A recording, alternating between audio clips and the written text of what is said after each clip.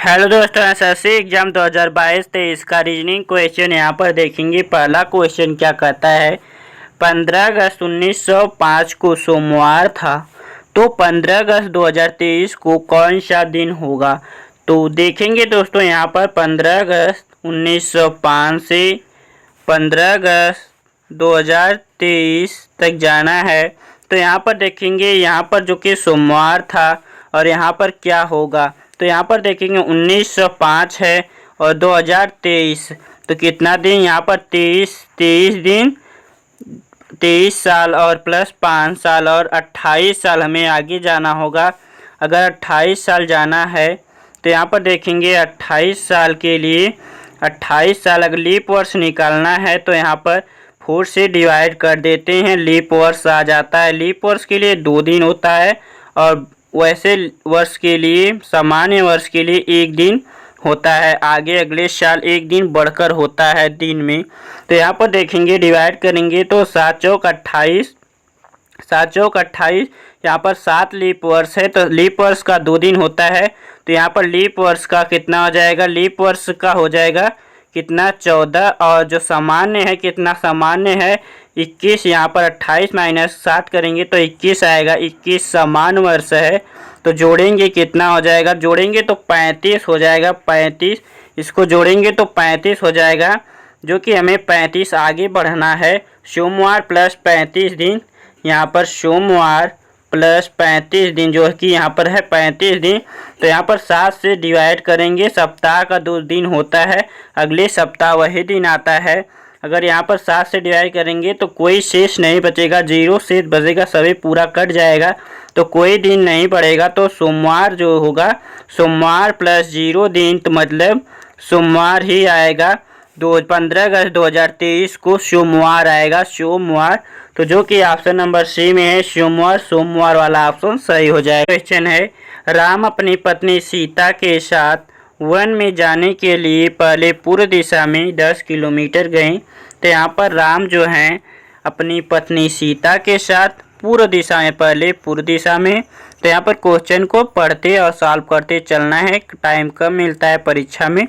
तो यहाँ पर देखेंगे पूर्व दिशा में, पूर्व दिशा में कितना 10 किलोमीटर गए। उसके बाद फिर दाएं मुड़े और 15 किलोमीटर गए, दाएं मुड़े और कितना गए 15 किलोमीटर गए। उसके बाद फिर बाएं मुड़े और 10 किलोमीटर गए, उसके बाद फिर बाएं मुड़े और 10 किलोमीटर गए। चित्रकूट पहुंच गए, यहाँ पर चित्रकूट है, चित्रकूट पहुंच गए, यहाँ पर इनका घर था। तो चित्रकूट से उनके घर की दूरी कितनी है और किस दिशा में। तो यहाँ पर हमको ज्ञात क्या करना है, इनकी दूरी, यहाँ पर ये जो दूरी है इसी को ज्ञात करना है और ये किस दिशा में है इसको बताना है। तो यहाँ पर देखेंगे क्या होता है, यहाँ पर दिशा, यहाँ पर उत्तर दिशा होता है, उत्तर, यहाँ पर दक्षिण दिशा, यहाँ पर पूर्व दिशा और यहाँ पर पश्चिम दिशा, यहाँ पर पश्चिम दिशा। और यहाँ पर जो दिशा होती है उत्तर और पश्चिम होती है, उत्तर पश्चिम। और यहाँ पर जो दिशा होती है उत्तर और पूर्व होती है। और यहाँ पर जो दिशा होती है दक्षिण पूर्व होती है, दक्षिण और पूर्व। और यहाँ पर दक्षिण और पश्चिम होती है।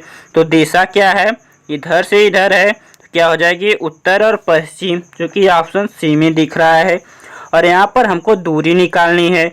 तो यहाँ पर अगर हम पाइथागोरस प्रमेय का सूत्र लगाएं, यहाँ पर देख सकते हैं यहाँ पर क्या है, यहाँ पर क्या है, यहाँ पर 15 है और यहाँ पर भी 15 हो जाएगा, जो कि यहाँ पर यहाँ तक 10 था और यहाँ भी 10 था तो 20 हो जाएगा।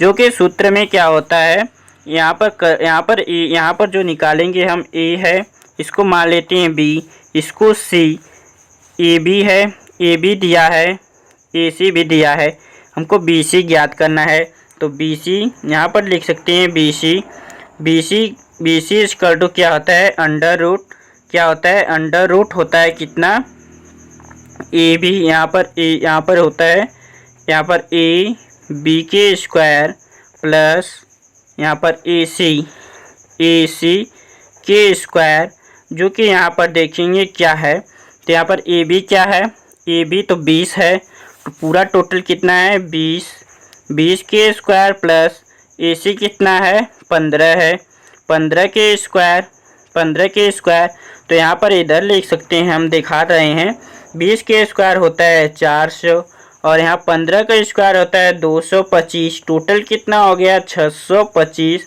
तो 625 यहाँ पर अंडर रूट है, जो कि अंडर रूट करेंगे तो कितना हो जाएगा 25 का ये वर्गमूल है, तो यहाँ 25 हो जाएगा, जो कि यहाँ पर 25 किलोमीटर उत्तर पश्चिम दिशा में है। इसी के साथ आगे बढ़ेंगे तीसरे क्वेश्चन पर।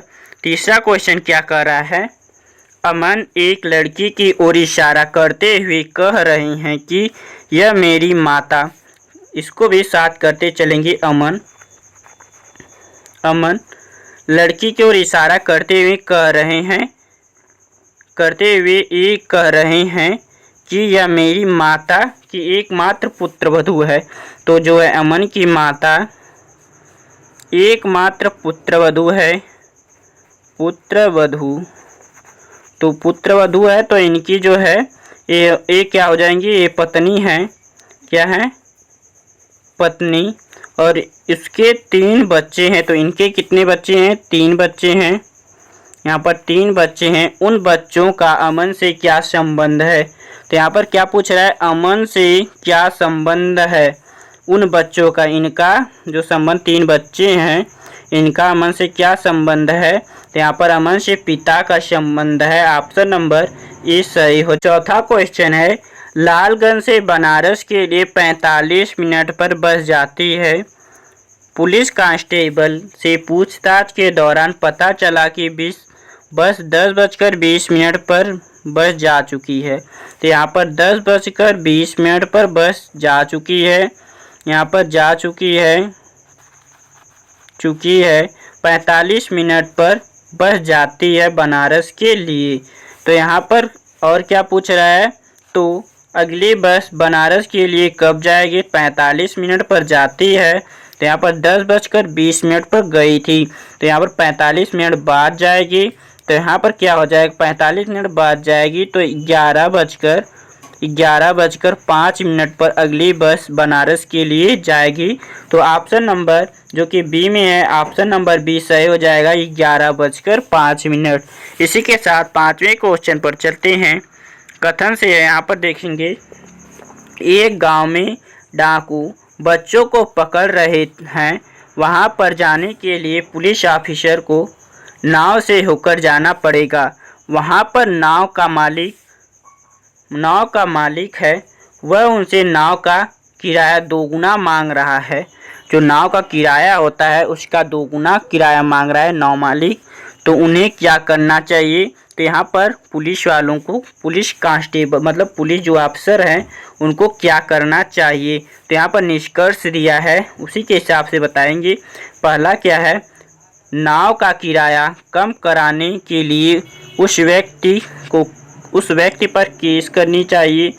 तो यहाँ पर जो केस करनी चाहिए एक गलत हो जाए, क्योंकि हमें जो डाकू हैं बच्चों को पकड़ रहे हैं उनको जल्दी से जल्दी छुड़ाना है।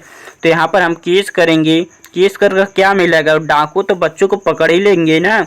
दूसरे में क्या है, यहाँ पर नाव का किराया देकर यहाँ पर क्या हो जाएगा, यहाँ पर नाव हो जाएगा, यहाँ पर नहीं रहेगा, यहाँ पर नाव का किराया देकर गांव में जाना चाहिए। तो यहाँ पर नाव का किराया तुरंत देना चाहिए और गांव में जाकर यहाँ पर डाकू से बच्चों को पकड़ने से बचाना चाहिए। तो यहाँ पर निष्कर्ष जो ऑप्शन में क्या है, यहाँ पर ऑप्शन में देखेंगे क्या कर रहा है। इससे यहाँ पर केवल निष्कर्ष एक प्रबल है, एक में तो था क्योंकि केस करने की बात चल रही थी पहले में, तो ये गलत ही हो जाएगा। दूसरे में क्या था, ए और दोनों निष्कर्ष प्रबल हैं। तो यहाँ पर सेकेंड वाला तो प्रबल है लेकिन फर्स्ट नहीं प्रबल है, ये भाला गलत हो जाएगा। केवल सेकेंड निष्कर्ष प्रबल है, तो यहाँ पर जो सेकेंड निष्कर्ष है ये प्रबल है। यहाँ पर ये सही लग रहा है, ये सही ही है। सेकेंड निष्कर्ष प्रबल है लेकिन फर्स्ट निष्कर्ष प्रबल नहीं है। तो यहाँ पर ए वाला भी ऑप्शन आ गया, डी वाला ऑप्शन। तो ए वाला तो है ही, मगर ए वाले में निष्कर्ष पूरा निकल रहा है कि फर्स्ट वाला जो है निष्कर्ष प्रबल नहीं है, इसमें बस केवल सेकेंड प्रबल है। तो यहाँ पर ए वाला ऑप्शन सही हो जाएगा, क्योंकि इसमें निकल रहा है कि फर्स्ट वाला प्रबल नहीं है। यहाँ पर सेकेंड निष्कर्ष प्रबल है लेकिन फर्स्ट निष्कर्ष प्रबल नहीं है, तो ये वाला ऑप्शन सही हो जाएगा, डी वाला ऑप्शन सही हो जाएगा।